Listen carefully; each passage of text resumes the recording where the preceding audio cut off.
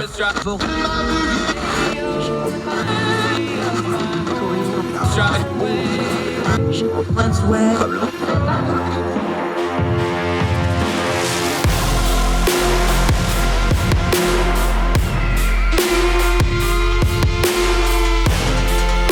host, Andrew Donaldson. This is Heard Tell. Welcome back to Heard Tell. I'm Andrew Donaldson. Thank you so much for giving us the most precious thing you have, your time, and that's why we do what we do here. We turn down the noise of the news cycle, try to talk about things that matter, try not to talk about things that don't matter, and try our best to discern the times, and we do that a couple different ways.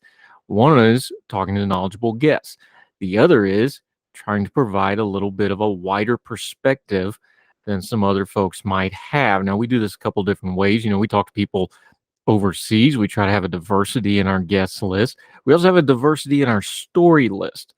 There's a very interesting thing that's happened the last couple of days, and part of the problem with it is a perspective issue. Yes, it's also a personal accountability issue, but I want to address it this way. Something really interesting happened on social media over the weekend. If you're on Twitter, which I am, way too much, self-admittedly, you may have heard about the Elon Musk closing the deal. Now, we've been covering this since it all started back in the spring. It's been up and down, but now it's done. And Elon Musk now owns Twitter, which he paid way too much for and is going to have some problems with, but we'll cover that at another time. An interesting phenomenon happened. A whole bunch of folks on Twitter who are very concerned about things like shadow bans and censorship, and you've heard all these buzzwords if you've been around social media for more than about 10 seconds, especially if you do politics. They started doing something kind of collectively. It's funny how things get going virally. They started retweeting their tweets before that may have gotten them in trouble, or did get them in trouble, or did get them put in what we call Twitter timeout, or get their accounts taken down or suspended briefly. Well, let's just stop right there for a second. This is something toddlers and teenagers do. You say something that you know you shouldn't say, but you say it anyway to see if you get away with it. That's basically what they're doing. Like, oh, well, it's free speech. Yeah, we'll debate free speech another time. Look, you click the consent button. It's a private platform, so no, you don't have free speech, but we'll hash that out some other time. These folks thought the most important part of this story, and when they saw the news of what was going on with a major media platform, and by the way, if you got a social media account, you are a medium platform, even if it's only for your friends and family. You might want to keep that in mind. They thought the best way to react to that news was to push the limits of what they could do, or re-up something they got in trouble for before and go, yay, I can do this thing I knew I shouldn't have done the first time because I'm doing it again just to see if I can get away with it. That sounds like a teenager or a toddler, an adolescent thing to do. But they praised themselves for this, and they were happy about it. What does that tell us about folks? Now, we could talk about immaturity and things like that, but I think it's more of a perception problem. What do I mean by that? Well, social media has a way of tunnel visioning us. Somebody used the metaphor, and I don't know who it is, but this is not mine, so I'd like to credit somebody else, of silos, like the old missile silos in the Cold War. You're all in your own little missile silos, and you don't really know what's going on other than waiting for the call to launch your missile at somebody. That kind of works. More importantly, though, we tunnel vision. We can select, we can use social media like a buffet and only get the information we want. We can curate our follows, and we can curate what we see and hear, and only eat what we want to eat, and only see what we want to see, and only hear what we want to hear. The problem with tunnel vision when it comes to social media is a platform that can give you a global perspective, and you can talk to anybody in the world at any time, all of a sudden becomes the telescope looking through the wrong end, seeing everything distortedly, and only seeing what you want to see. Here's a couple examples of perspective I talked to. So while this was all going on over the weekend, over in Seoul at a Halloween party, over 150 people were killed in a crush. Now, if 150 people died in a crush in America, it'd be the lead story for 4 weeks or more. Just over the last 24 hours or so, as I sit and record this, a pedestrian bridge in India collapsed. 132 people at this time died. There may be more because there was 400 people on this pedestrian bridge when it collapsed. We know about the war in Ukraine, the high casualties, the civilian casualties, the war crimes, the brutal price people are paying there. Even in our own country, there's so many stories that go misreported. We just re-upped a few weeks ago our story from last year from our very good friend Molly McCluskey, who went out on the reservations and was trying to do a story on these missing persons. And she couldn't get anybody. She details this. Go listen to the episode. It's amazing. She details trying to sell this story and then trying to just get it published and then finally trying to give away this feature story about these missing persons out on the reservations. You know when all of a sudden they wanted it? After Gabby Petito happened. Now all of a sudden missing persons are hot and they got a backlash. And now they wanted to talk about missing persons of other kinds other than who Gabby Petito was because now people wanted to pay attention to it. Perspective. This applies to our politics too. Yes, we're in the sprint now to finish off the midterm, so it's going to be hot and heavy. In fact, we're going to have multiple of our election experts on the next couple of programs because we want to cover it thoroughly from a couple different angles. That's why we have different people on to cover it, though. Even those things, you need a little bit of perspective. Went and voted over the weekend. We have early voting here, and I've got some appointments and things, so I went and voted over the weekend. I was really struck by something when I went to vote. On my ballot, almost 3/4 of the ballot was not those top line things that we talk about on the show or other shows or even the political media widely. 3/4 of my ballot was judges.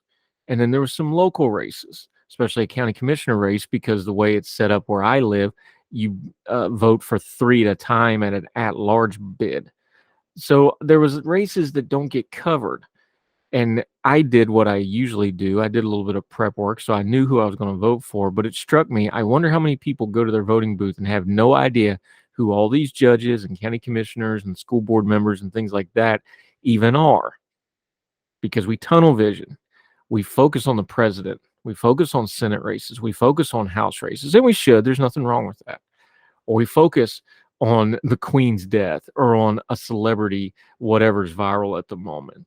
And then these people locally that have great effect on our lives, judges who have literally the power of life and death in your hands. Do we pay as much attention to them? Do we pay attention to death and tragedy in other parts of the world? Or should we just keep re-upping the worst tweet we could think of that got us in trouble and re-up it again to make sure everybody knows that we said it and maybe we'll get away with it this time? There's immaturity there.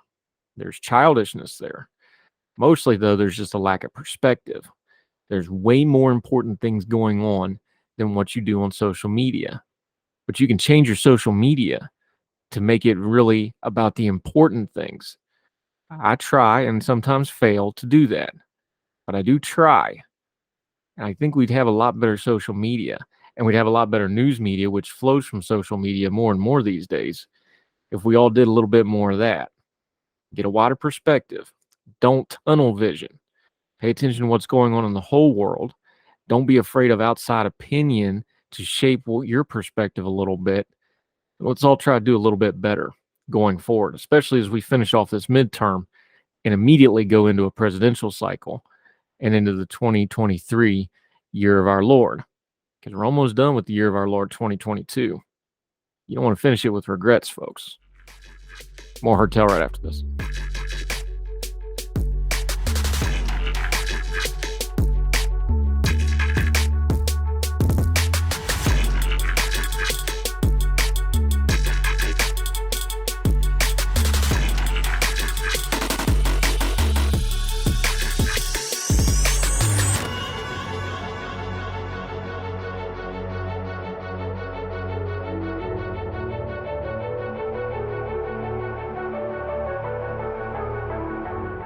Welcome back to Hertel. Okay, she was not nice to me off air on email. She's like, "Are you sure you want to talk about this again?" I'm like, "No, but we have to because y'all keep doing it up there." Our friend who covers Alaska Policy Institute, a whole lot of other stuff, although she's physically sitting in Montana. Boy, you just pick like the most beautiful states to hang out in. It's amazing. Sarah Montalbano is back on the program again. How are you, my friend?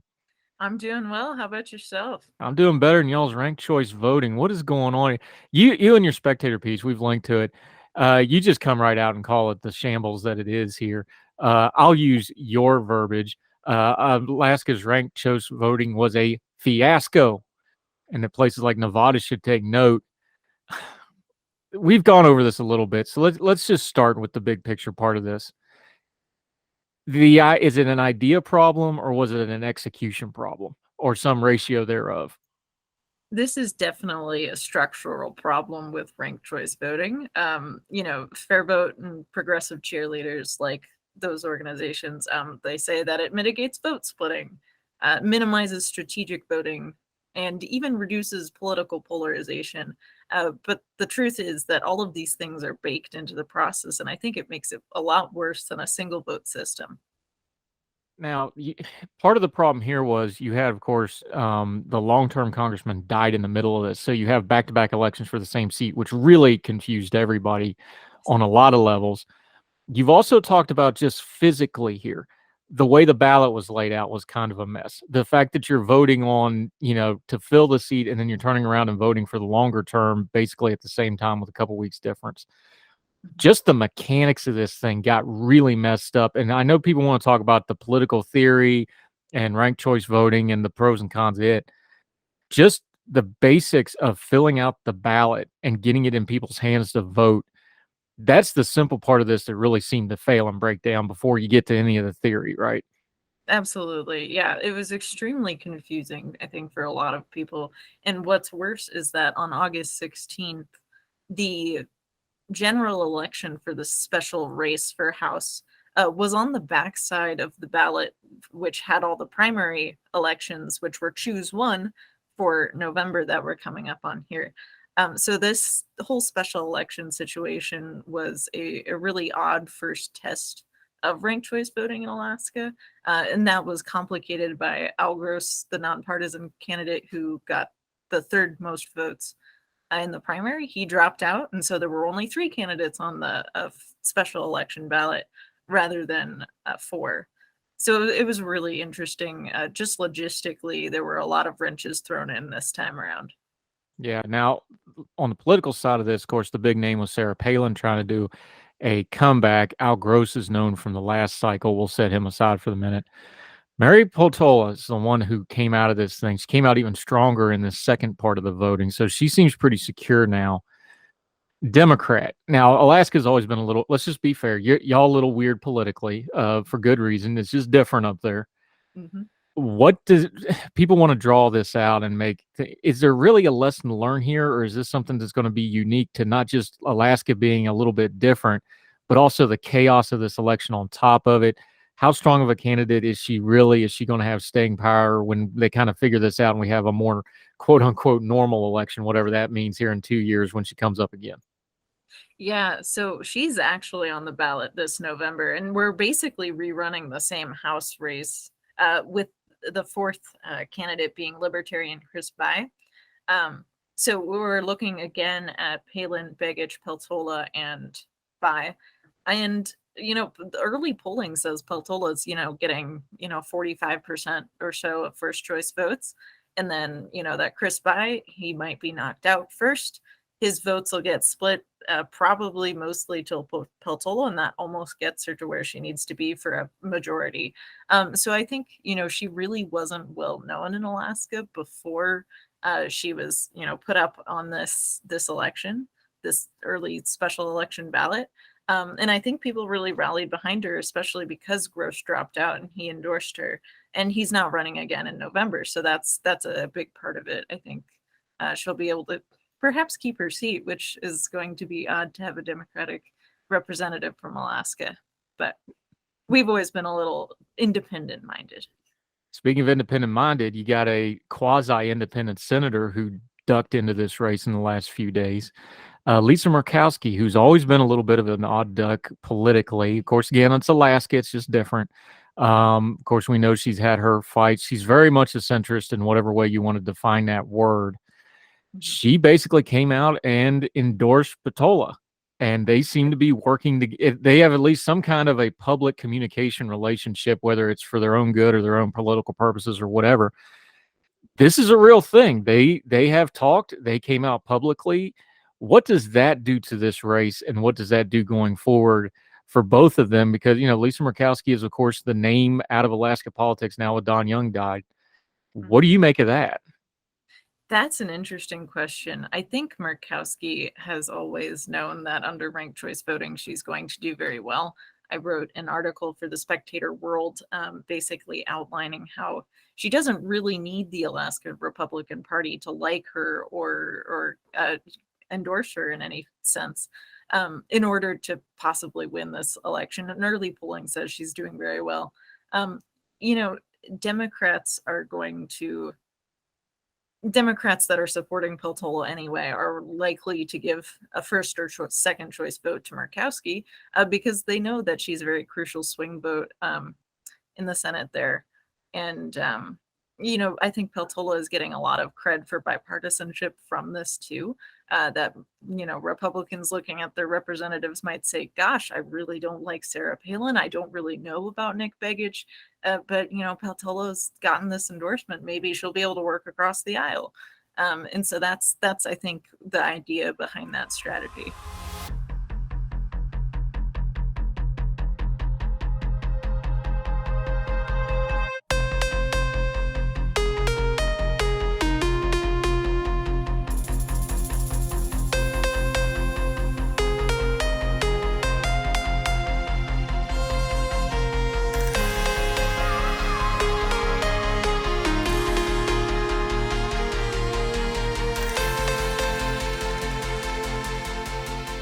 Sarah Montalbano joining us, of course, a Young Voices contributor at Alaska Policy Institute. Love talking to her. She goes all the way back to our radio days before we were actually even doing Her Tell. You're one of my original radio guests. You've been around for a little while. Let's talk about the ranked choice part of this for just a second, though. A lot of people endorse this as a theory. We talked about the practice of it was a little jacked up. All right, we have deemed you the election czar of ranked choice voting. Give us one or two things you would say that, let's pick a state here. You're in Montana. Montana has decided to go to ranked choice voting. You're going to go, okay, but we saw what happened in Alaska. You need to make sure you fix what? Give us one or two of the top line items of what you got to make sure you get right if you're going to do ranked choice voting. That's an interesting question, too. The biggest problem with ranked choice voting is the fact that you can it's a political science question, really. Ranking your favorite candidate higher can actually hurt them, and that's not a good trait of any election system. You don't want to have to think counterintuitively of, well, if I rank my candidate higher, is that going to actually, knock them out sooner or something like that? And so I would love to see, if we can't go back to one person, one vote, something like that. If ranked choice voting could be fixed, that, anytime you rank your favorite candidates higher, that's good for them. And that would be really something I'd like to see, because I think the strategizing that voters have to do in order to really mobilize and think strategically about this is too much. It's not. Yeah, in your piece in the Spectator, you called it that it was unfair, and I'm paraphrasing a little bit here for brevity. You said it was unfair to have voters having to figure out game theory. Yes. If we're going to have a basis system of one person, one vote, which has kind of been the foundational to representative democracy in America since the beginning, disenfranchise is too strong of a word. Because, and by the way, Alaska chose, y'all chose this. You wanted to do this. The state, nobody's. Well, I mean, that's how elections work, though. You win or you don't. Yeah. Y'all chose to do this, but it does seem like, and I don't want to insult voters either, so we need to have a better way to discuss this. But you shouldn't have to have a scratch pad to go to vote for somebody, in my opinion, my humble but accurate opinion. You shouldn't, flipping over a ballot to get to the other part of the ballot. Sometimes it's necessary. I know our municipal elections, we have to do that. It seems like we're adding stuff on the voter that's making it unfair to the voter to make the basic decision of who they want to vote for. Is that a fair way to put it? Absolutely. We need to think about that.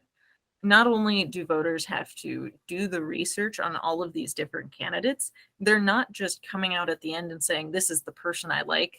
They have to decide how they rank these different people by preference. And that can sometimes be a very easy choice. But that's not necessarily. And then you have to think about what's going on the rest of the ballot. I mean, you're looking at judicial seats, yes or no, a bunch of those. You're looking at ballot initiatives. You're looking at several different races, 4 candidates each. It just really starts to multiply the amount of research that voters have to do.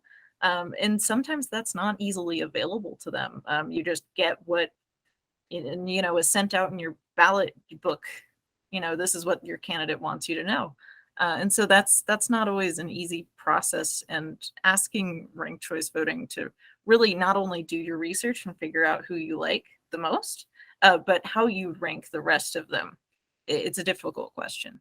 Yeah, Sarah Montalbano joining us. You phrase this because you wrote this, writing device, kind of talking to Nevada because Nevada's going to have this on the ballot. Nevada's very interesting. It's very much a swing state. It's a changing state. The demographics are changing. I know the state well. I lived in Las Vegas for several years. They're also an early primary state for both parties in the presidential elections. Okay. Now, Alaska getting it is one thing because Alaska, and I don't mean this insulting at all, it is a bit of an outlier. Y'all up there by yourself. You have different kind of politics. We're always last to submit our votes. Yeah, but it's an outlier, and it's not. Nevada is a big deal when you come to things like presidential elections. It's a big. I'm worried you're going to wind up if they do this and they don't do it correctly. And Nevada's got some real challenges, I'll say, because it is Vegas and then it's the rest of the state, and Reno to a little bit lesser extent. There's a lot of rural. The federal government owns like 80-90% of the state of Nevada. It's a strange state politically, but I'm really worried if they do a ranked choice system voting and then you go into a presidential year, we're going to get into a mess like we had in Iowa in 2020. Is that a fair concern to have? Is that something places like Nevada, obviously the voters need to consider it, but if the voters decide to do this, the people that actually do elections are really going to have to bear down and make sure they have something that's operable and practical to make the election work. And that's what you're really driving at with trying to warn them, isn't it? Definitely. It's a huge logistical problem. And I would remind Nevada that if you're looking to be leading these things, Alaska, we didn't tabulate our results until 2 weeks after. And that's a pretty standard timeline for ranked choice voting, because you have to look at any hand counted ballots, you have to do the actual tabulations. So, kiss election night results goodbye, honestly. Yeah, and Nevada's That's coming just from one a challenge. yeah, and they're going to be coming from a caucusing system, which is what drove it because they're like, we don't want to do a caucus anymore. They're going to be picking between an open primary and ranked choice voting. So it's not like a yes or no on ranked choice. They're going to be picking between the open primary as well, which, by the way, has its own pros and cons. We'll save that for another time. Sarah Montalbano Yes. joining us. Big picture, though. Looks like Murkowski's pretty much entrenched for however long she wants to stay. There was a lot of, because she fought with Trump and stuff, there was some back and forth about her being in danger. I think that's past now. Don Young passed away, so obviously that's gone. Outside of Murkowski, though, what's the state of Alaska's politics? It's always been kind of contrarian. It doesn't always neatly break down party lines. There's obviously that independent spirit streak that's required if you're going to live in Alaska in the first place. What's kind of the future politically of the state? It's not really a swing state. It's not really a blue-red state in a traditional sense. Just give people in the lower 48 a little sense of where you think this is going the next couple of years. Absolutely. Alaska tends to be fairly Republican in localities, in the governor, and a lot of different offices at the local level. What we mostly see is that Anchorage drags along the rest of the state with blue policies and politicians and stuff like that. And so it's not the MAGA type republicanism because Alaska depends so much on natural resources and getting these federal bills through that allow natural resource development and federal leases and things like that. And so any politician that wants to survive in DC needs to kind of do what Don Young did and bring home pork barrel projects that are necessary for Alaska. And so I don't think that's going to change. I think Murkowski, Peltola, whoever is eventually in these seats is going to have to do a lot of that. And I don't see that changing. Is this the last we see of Sarah Palin on the state and national stage, you think? Oh boy, I don't know. I think a lot of Alaskans hope that it is, but it is difficult. I'm not seeing the hard campaigning that she did for the special election. I'm not seeing so much of that in the lead up to November 8th coming up. But it's very possible that she'll disappear for 10 years. It's very possible that she will consider running for another office in 2024 or 2026. Yes. Yeah. Have to wait and see. One thing we know, we will continue to have Sarah Montalbano on the program. We love talking to her. Give folks a chance to follow you, what you've got going on, some of your writing you got going on, your Young Voices work, your policy work. Till they see you again on Her Tell, let them know how to keep up with you. Absolutely. You should find me at www.alaskapolicyforum.org.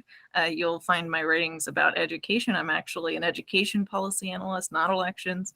You can also find me on my Young Voices talent page, where I'm the Northwest regional leader for Young Voices. Yeah, because there's nothing going on in education right now. We actually, we're going to have you back on to talk a little education, because some of the new numbers that are coming out are just startling. But it's election season, so you got to get the election out of the way. So you're doing good work, doing double duty, my friend. Sarah Montalbano, always enjoyed talking. Thank you for the time today. It's a delight. Thank you. Yes, ma'am.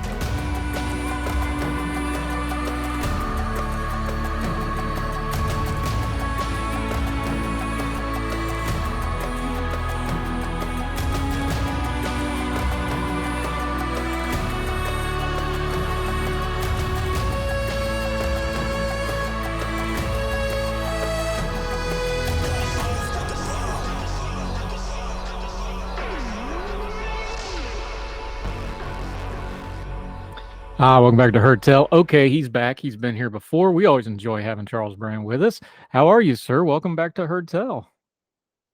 I'm doing great, Andrew. How are you doing this fine day? Better than some of these folks in California that's dealing with yet another piece of regulatory headache that we got to deal with here. You were writing about it. You wrote about it in the OC Register. Big picture wise, what is it about California that they're always tweaking with regulatory law when it comes to labor? This is what, the third or fourth bill in as many years that's kind of along these same lines.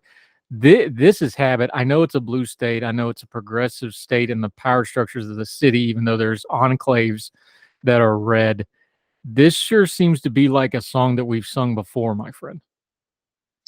It absolutely is, and you hit the nail right on the head. California is a deep blue state with a deep blue legislator and a deep blue governor. So long as both houses of the California legislature are on board, and Gavin Newsom, who is oftentimes loath to disagree with the legislator, you're going to have legislation, regardless of the fact of how far-reaching or radical it is relative to the other states in the union, and notwithstanding the fact that the regulatory consequences are oftentimes fairly grim for the people that the legislator claims to uphold and cherish through legislation of this kind. So you're absolutely right. It's par for the course for California, and it's not all too common given the kind of unipolar political landscape out in the Golden State. Okay, so this thing is called the Fast Recovery Act. FAST being an acronym, that means it's all capitalized, means those words mean something else. I know we fiddle with the names here, but break down for folks. Before we get into what it actually does, what is it intended to do? Like, if it was in a perfect world, in a vacuum, the people that propose this legislation, it magically waves a wand and solves what?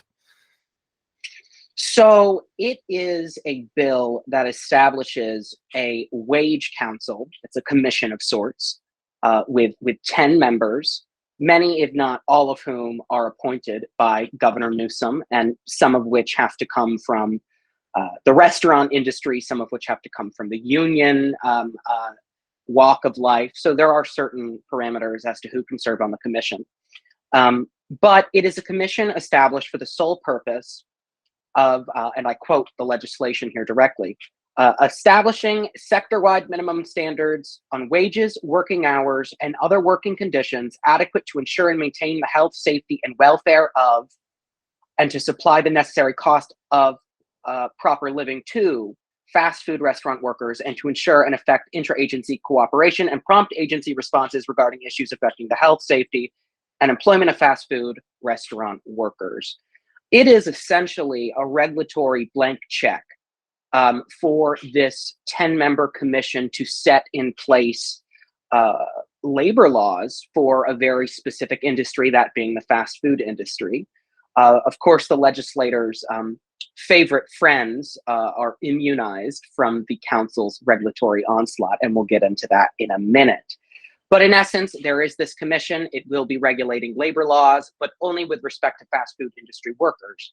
And this commission is empowered with substantial discretion to set the standards as it sees fit, though there are some parameters. For instance, as it's starting out, it can only go as high as $22 an hour with respect to the minimum wage. And I imagine there are other broad parameters with respect to working conditions. But the point it is all the same. The discretion of this commission to regulate the working standards of fast food industry workers is substantial.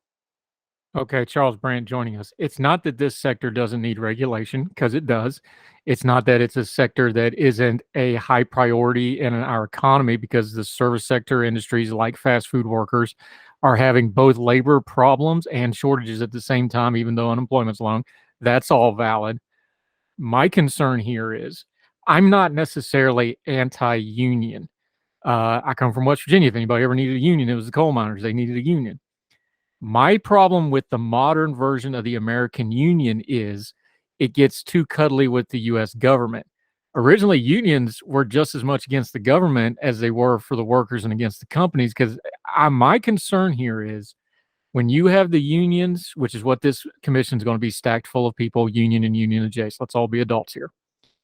And you have the government working hand in hand.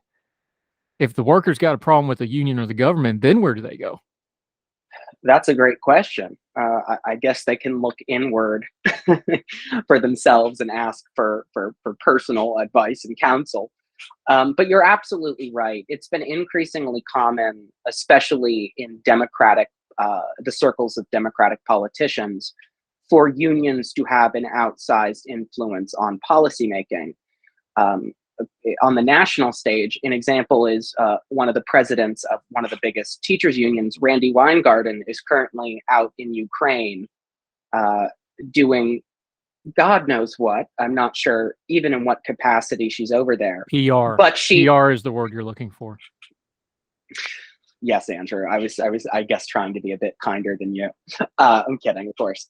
But it's yes, the union influence, especially in Democratic policy circles, is massive, and it should come as no surprise, given the fact that public sector unions, especially, are in the pocket of today's Democratic Party and are a powerful and financially capable constituency of theirs that in the view of many, has gotten them across the finish line in pivotal elections far and wide. So it is absolutely a problem, and there is this increasing trend toward governmental collusion with the private sector as a means of advancing goals that undercut the bottom line of the common man.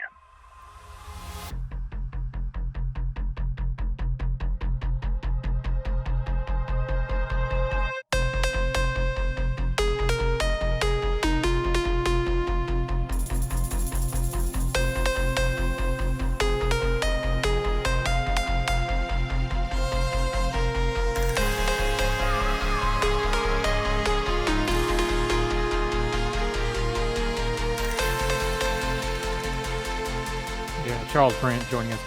This bill actually is the final form of a couple other things. You detail this in your piece as well. This came out of the Fight for 15 stuff. This came out of, originally, this legislation was aimed very narrowly, directly at fast food workers. It's been expanded out a little bit. Talk about the path, because I think one thing we skip with legislation and regulation like this, we get that line item at the end like, oh, $22 minimum wage, that's what they're doing. The path that a piece of legislation like this takes actually tells you more about the intention and what it might do and where it might grow from, because we understand something like a commission, they're not going to stop expanding their power. They're going to keep pushing the limits of that power. I think the course of how this came into being is very important to understand where this might be going in the long term, and you touch on that. Well, as you mentioned previously, it was kind of a generic push for 15. And I imagine it wasn't just in California, but across many states in the union. And now all of a sudden we've gone up to 22. But the legislator, I think, is being very clever here. Rather than simply pass into law a $22 minimum wage and face the voters in November, they have kind of put a middleman in between the voter and the legislator, and that, of course, is this wage council.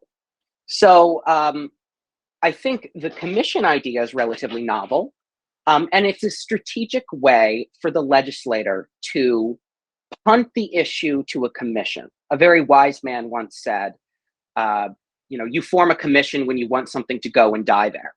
Well, in this particular instance, I believe the legislator would like the commission to be successful in setting more onerous working conditions, working standard conditions for fast food industry workers and a higher minimum wage. But by handing the baton off to a commission, it's escaping immediate political accountability. The legislator could simply say, oh, well, the commission set the minimum wage to be X, and they're chock full of experts and industry leaders. Who are we to disagree with such a bureaucratic masterpiece? So I think it's strategic. It's something we see at the federal level as well. Congress passes these really, really vague laws with these insanely broad delegations of power to agencies. Those agencies then are granted discretion by the federal courts in interpreting their own statutes generally. And so they're interpreting broad delegations of power very broadly and oftentimes without respect to the context in which the law was originally enacted. So with respect to your original question, I think what we're seeing here is a shift away from the legislator doing something directly and handing it off to a commission as a means, I suspect, of escaping political accountability. Yeah, Charles Brandt joining us. There's two pieces of criticism for this. You already talked about the first one, that it's basically a backdoor minimum wage raise without going through the process to do so. The other is the concern from some critics is that this is part of a larger effort to unionize the entire restaurant industry. Now, there's no secret that they would love to unionize the entire restaurant industry.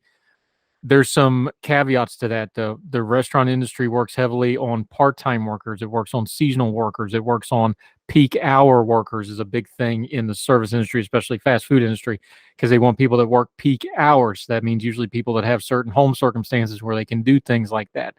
These are not things that traditionally go well with a union, but there's a push for a unionization.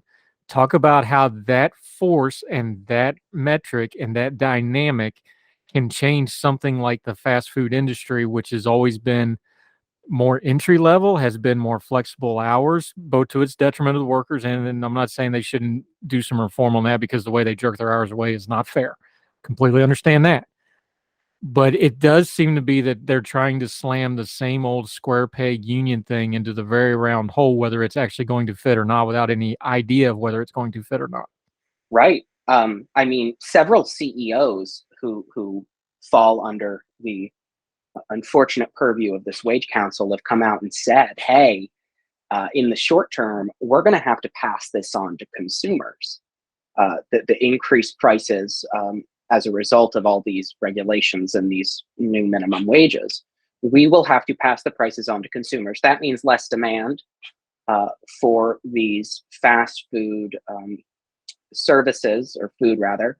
I should just say fast food. Ultimately, it's going to affect the company's bottom line. It could force them to hire fewer workers.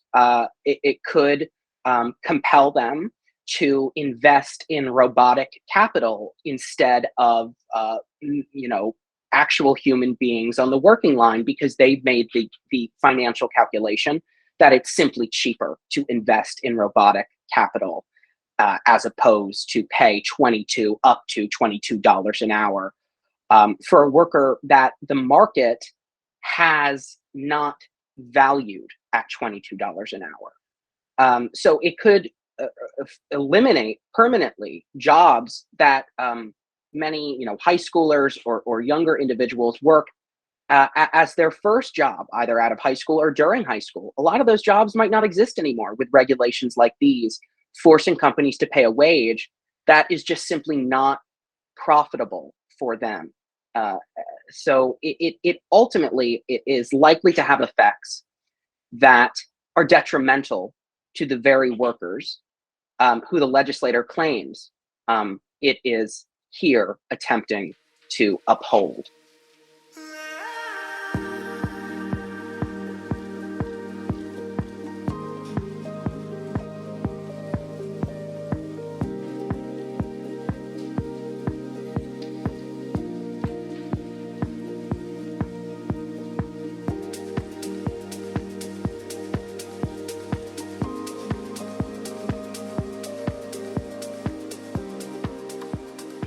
Yeah, and the other part of this, Charles Brandt joining us, everybody wants it's easy to take a shot at a company like McDonald's, huge company, the standard bearer in fast food for however many years. But the problem is McDonald's doesn't run all the restaurants. These are franchisee owners. So these are actually small business owners, even though it's a McDonald mega corporation brand. California has a history of this. We saw this with the truck driver regulation where they didn't do a carve out for third-party lease owner operators, and we see what happens at the ports where they basically made it illegal. Instead of we needed to do a carve out for that specific group. This feels like one of those things where maybe they're getting way too broad a brush instead of distinguishing. They don't distinguish between a Starbucks and a McDonald's and a Chipotle. They don't distinguish between fast casual and more fine dining.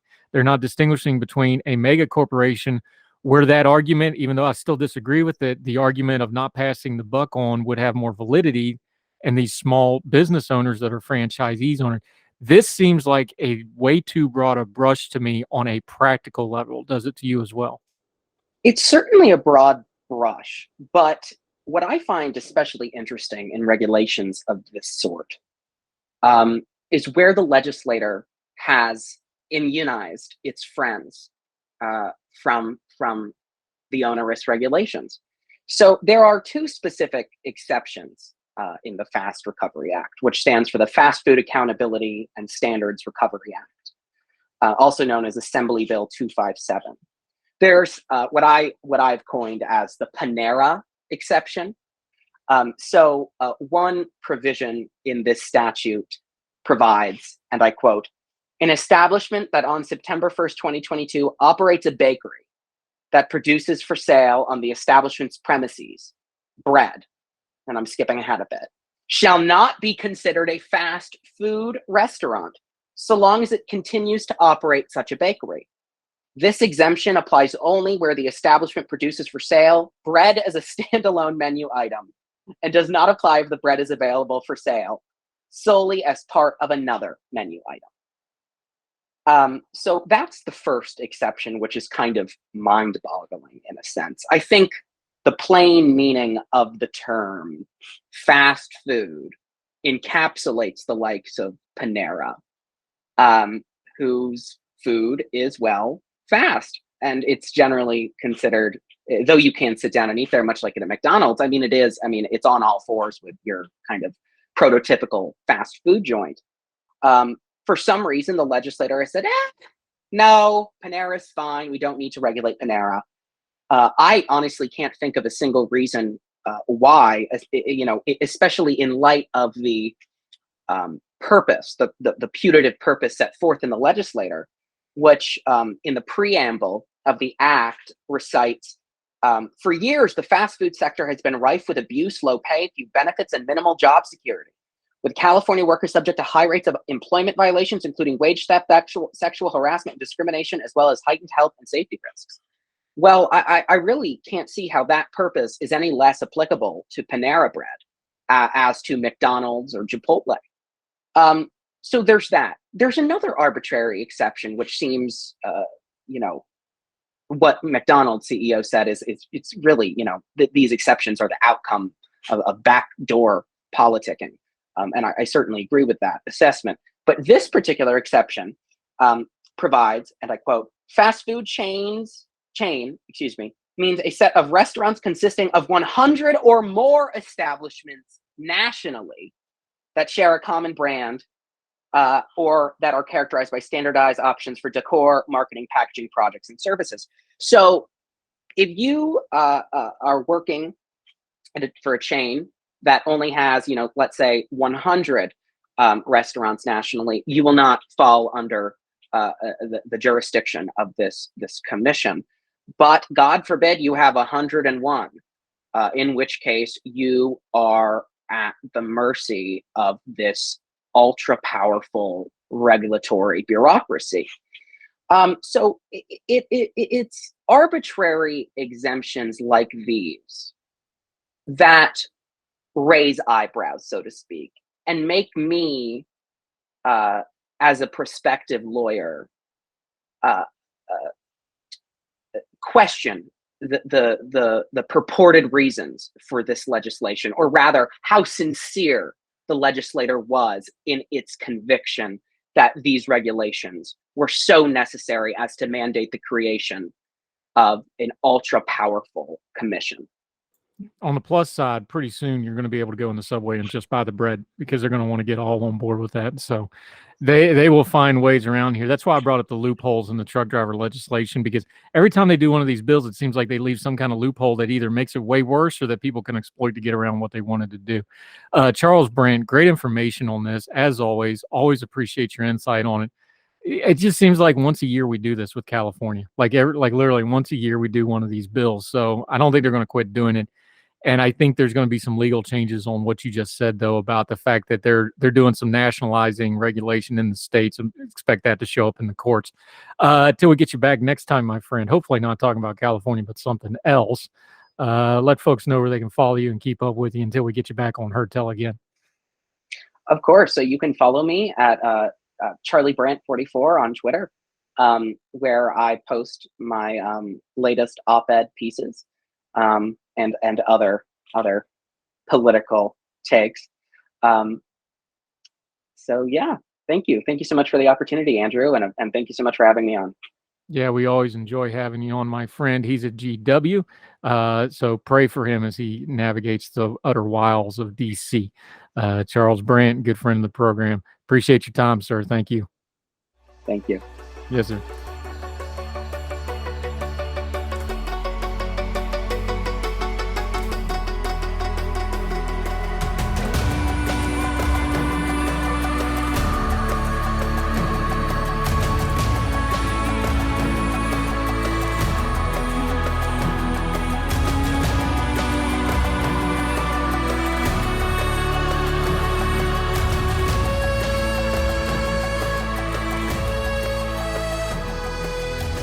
Do it for Heard Tell. As always, love to hear from you. heardtellshow@gmail.com. You can send us an email, Heard Tell Show on the Twitter. You can DM us and follow us there. Also, my Twitter handle, for the Fire, and those of our guests is always in the lower third graphics. If you're watching on the YouTube, if you're listening on the podcast, there'll be links for you to follow both the writing of the folks we have on and us and our social media. This only works because you listen, and we so greatly appreciate you. So wherever you are, across the street or around the world, we hope you and yours are well. We hope you are well fed. We can't wait to see you again for more Heard Tell. All the music on Heard Tell is provided under a Creative Content license from monstercat.com.